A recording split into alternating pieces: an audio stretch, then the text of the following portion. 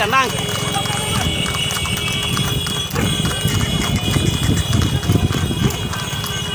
ne ko mu gaaw borom oto bi ne ko mu gaaw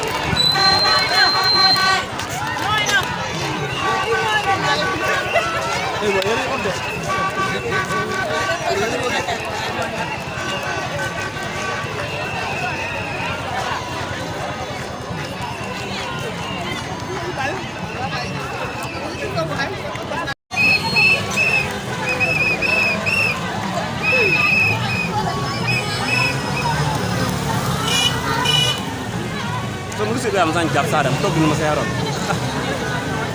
mudomo bo ba ajo kure bo ra pora da skat bo na pera el gaza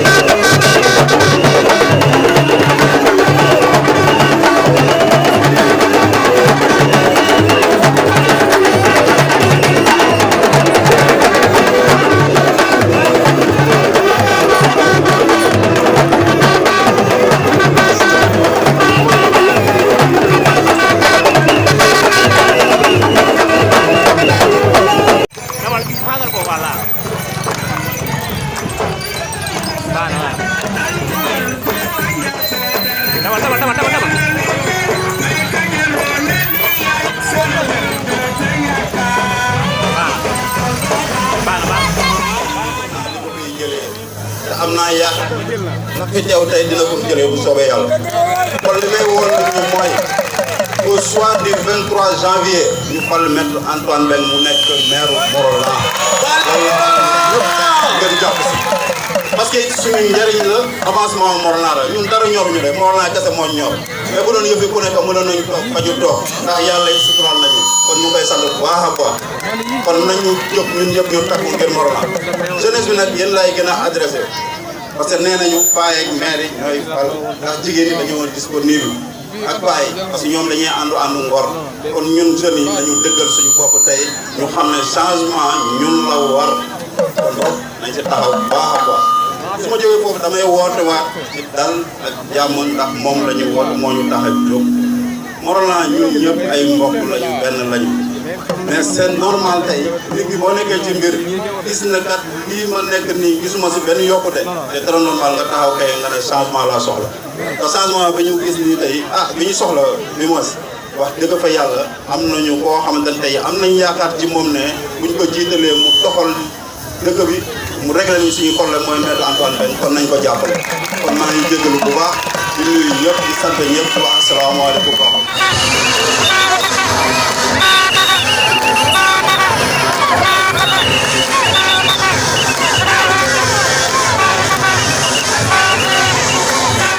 waaw bu ñu gërëmee yàlla dañuy gërëm population Morolan parce que lii ñu gis tey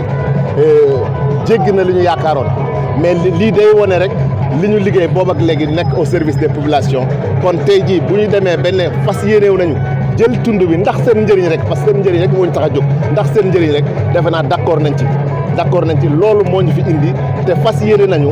boole suñu doole yi yëpp ñun ñu ànd liggéey Morolan du benn nit moo koy mën a liggéey man mii boo gisee ma taxaw dama am ñi ma àndal monsieur Daniel Mbaye mu ngi nii moom mooy responsable maire réew mi ci tund bi ànd na ak man pour ñu jàpp liggéeyal tund bi monsieur Mor Assane Mbeng mooy responsable PDS ci tund bi ànd na jàpp ak man pour ñu liggéey tund bi monsieur Sadi Dieng ndaw la mais ndaw bu mët a bàyyi xel la parce que am pas-pas ci tund bi moom moo leaderu mouvement pour le développement de Morlan monsieur Gustave Gaye également waa société civile la également mooy leaderu Morlan Mater lii sàmm suñu patrimoine donc ñooñu la ñu boole dajaloo ànd xalaat programme ànd fas yéene liggéeyal tund bi. lan mooy sa programme ci élection yi jëm.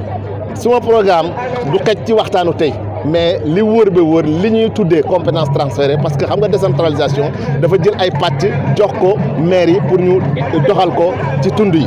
pàcc yooyu boo ci jëlee benn muy éducation déjà luñ ci xalaat éducation du tabax ay classe tabax ay miir rek éducation ci tabax nit la ñun nit ñi la ñuy tabax de sorte que ñiy jàng mën a doon nit ñoo xam ne dañoo taxawaayu defar gox gi du ñu politiser également espace scolaire bi dañu bëgg ñi ciy jàng ku ci jóg suba mu xam ni am na ñi jàppoon pour mu mën a tekki am na ñi jàppoon pour jàngam mën a mokk mu mën a fàttaliku gox gi dellu defar ko moo tax ñu bëgg que l'éducation soit un levier de développement de la commune. demal sama bopp amul c'est que man dama doon doom ci tund wi juddoo fi màggee fi jàngee fi defee lépp fi fas yéene as tuut li ma xam ci am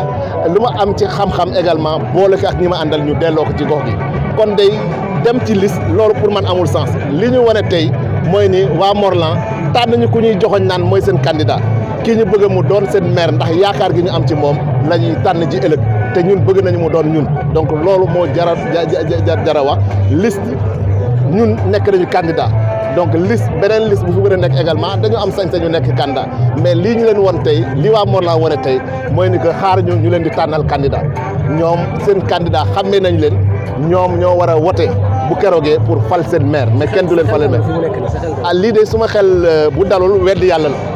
parce que ñi bàyyi seen liggéey yëpp ñëw teeru si ma yeewu ma nag naan kaay leen lekk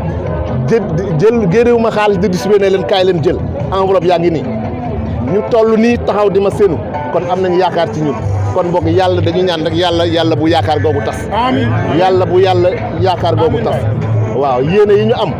bu ko defal tund wi yàlla nañ ci yàlla gunge parce que yàlla rek a mën ñun dañu am yéene boobu méngoog yéene waa Morlan méngoog bëgg-bëgg waa Morlan ndax ñu am ndam yow rek la ñuy ñaan.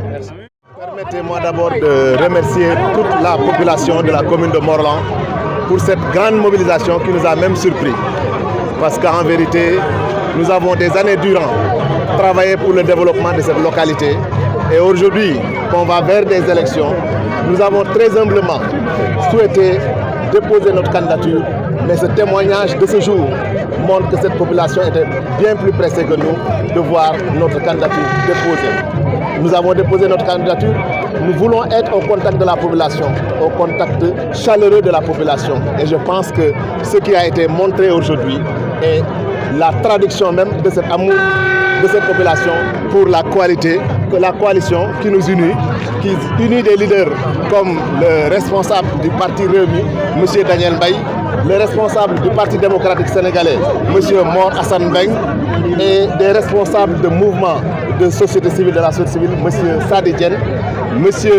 Gustave Gaye également, qui est le président du mouvement Morlan Mater, M. Sadi Dieng est le président du mouvement pour le développement de Morlan. Et quel est votre programme? Revenez sur les points saillants de votre programme. Notre programme, c'est un Morlan émergent. Un Morlan émergent passe par beaucoup de points. Si nous commençons par les points essentiels aujourd'hui pour le développement de Morlan, sur les compétences transférées par exemple, l'éducation est un pilier que nous allons actionner. Actionner l'éducation, ce n'est pas construire des classes ou des murs, c'est faire en sorte que les élèves, par leur apprentissage, soient des leviers de développement de cette commune demain. Faire en sorte que l'espace scolaire ne soit pas politisé. Faire en sorte que chaque apprenant puisse construire sa personnalité individuelle, mais à travers l'enseignement de manière générale, la personnalité collective des apprenants puisse être construite pour que chaque élève qui sort de cette commune puisse se souvenir qu'il a été épaulé il y a quelques années et qu'il puisse revenir donner et de son énergie et de son intelligence à cette commune. L'enseignement, l'éducation, nous y tenons et nous tenterons de faire mieux que ce qui a été déjà fait ici. D'autres secteurs qui ne sont pas des compétences transférées, nous disons que si nous sommes élus maires, nous sommes les représentants de l'État central, que les compétences soient transférées ou pas, nous sommes les représentants de l'État, donc nous devons agir sur tous les leviers pour que chaque Morlandais se sente concerné, se sente épanoui. Par exemple, l'agriculture qui n'est pas une compétence transférée, nous avons besoin de développer l'agriculture. Mais pour développer l'agriculture, il faut que les Morlandais aient des terres à cultiver. Donc cela appelle la gestion transparente et saine du foncier. Voilà, mais pourquoi vous avez préféré partir dans une autre liste? Je n'ai pas préféré partir dans une autre liste. J'ai décidé simplement d'être candidat et je pense que la démonstration qui s'est faite aujourd'hui a accepté que je puisse être candidat. On ne nous choisit pas de candidat à Morolan. À Morolan, ce sont les populations qui choisissent leur maire. Si on choisit ailleurs des candidats, libre à ceux qui ont choisi ces candidats. Mais aujourd'hui, je pense que vous avez bien vu qu'il ne s'agit pas de choisir un candidat, mais de choisir un maire. Et Morlan a déjà choisi son maire. Plaise à Dieu que ça se réalise au lendemain du scrutin du 23 janvier 2020.